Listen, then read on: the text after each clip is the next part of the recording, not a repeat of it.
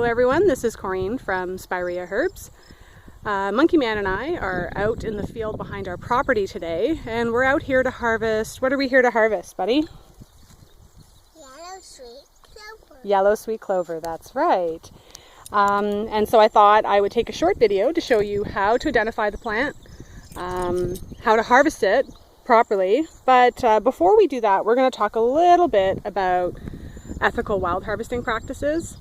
If you're going to be harvesting plants in the wild, it's incredibly important that you don't cause any stress on the species or contribute to the declining population of that species.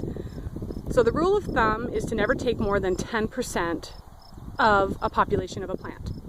So it's really, really important that before you actually start harvesting, that you scout out some locations and ensure that you're actually going to be able to get enough herb to make whatever it is that you want to make without causing any undue side effects to the population. So say for example today I'm going to be harvesting yellow sweet clover, as we mentioned, and I need 87 grams to make 500 milliliters of tincture.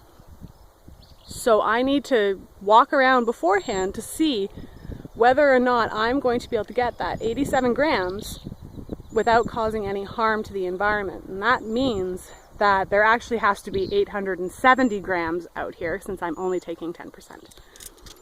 It's really helpful, and I'm going to do my best. I'll put it down on the ground, I think. Here, I have something called a spring scale. Hopefully you can see that better. There we go. So on the end it's got a little clip. I attach my plastic bag to it, and that allows me to... Bubba, careful where you're walking, okay?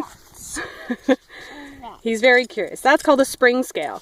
And that allows me to measure my herbs while I'm out. I always try my best not to take too much home, or even worse, not enough. If I get home and I only have 70 grams, that's not enough to make 500 milliliters. And so that means that I've taken all those herbs and now I'm not really able to use them. And that's the least ideal situation. You don't open it, buddy. I'll show you after, okay? And for everybody who follows me a little bit, you know that I'm a stay-at-home mom, so thank you for tolerating Monkey Man's very insightful questions as we talk about yellow sweet clover. So the Latin name for yellow sweet clover is Melilotus officinalis, and it's actually in the pea family. When you're harvesting it, I mean, it's got a pretty unique look to it, so it's pretty easy to identify. The leaves are in an alternating pattern going up the stem, and one leaf actually has 3 leaflets. So I'm going to see if I can get, I never seem to be able to get close enough to these things without it getting really blurry. But if you take a look at the leaves, you can actually see they're broken into 3 leaflets. And so when we're harvesting Melilotus, I tend to use scissors. I find it causes the least amount of damage to the plant.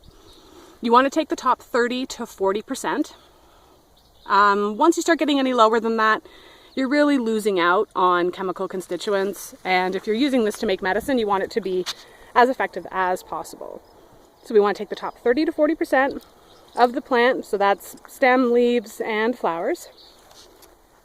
And again, no more than 10%. Usually at the beginning of its flowering period. It's a little late this year because we're in the middle of a pretty severe drought here in southern Ontario. So it is June 25th, I believe, today.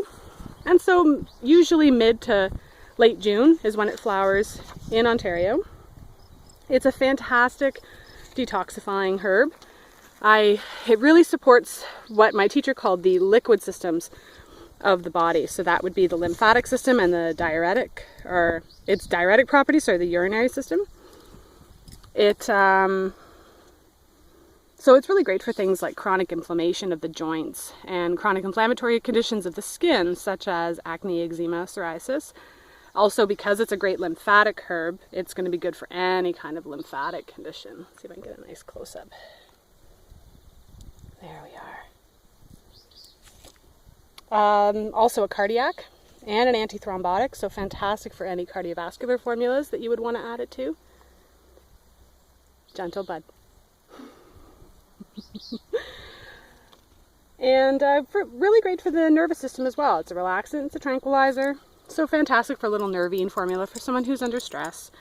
It's also a vascular tonic, so it's going to be good. Again, that's going to contribute to any cardiovascular formula you want, toning the blood vessels, but it's also going to be good for things like varicose veins and hemorrhoids. And there's not really any toxicity known with the plant, but because it's depurative, so meaning that it's detoxifying, you always want to use it with caution with anyone who is pregnant, who is nursing a baby. Infants, again, you would want to use it. In general, I don't recommend these herbs actually for pregnancy and lactation. And for infants, it's not a great time for them to be detoxifying. And just use with caution for anybody who is on oral contraceptive medication.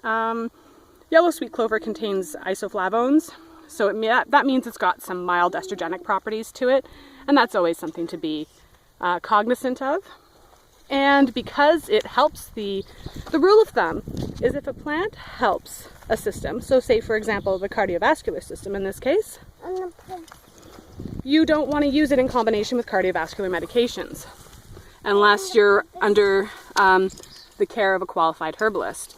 So also, because it helps the nervous system, it's a relaxant and a tranquilizer, you don't want to use it if you are on anticonvulsive, sedative, or mood-altering medications, again, unless you're working with a qualified herbalist. So that is yellow sweet clover. Again, the Latin name is Melilotus officinalis. We want to take the top 30 to 40% of the plant, and remember, never more than 10% of a population. One other last note about harvesting locations: make sure that where you're getting your plants from is a safe place to harvest from. You don't want to get them right beside a road. You don't want to get them if they're beside a commercial farm that's spraying heavily with chemicals. So when you're scouting out your herb locations, make sure that you pick places that it's legal to harvest and that you're going to get the healthiest, best plants you can. So enjoy harvesting yellow sweet clover, or even just wandering out and finding it to see what it looks like. And I will be back in the future with more herb harvesting videos. Thanks for tuning in. Let's quickly say bye to Monkey Man. You gonna say bye?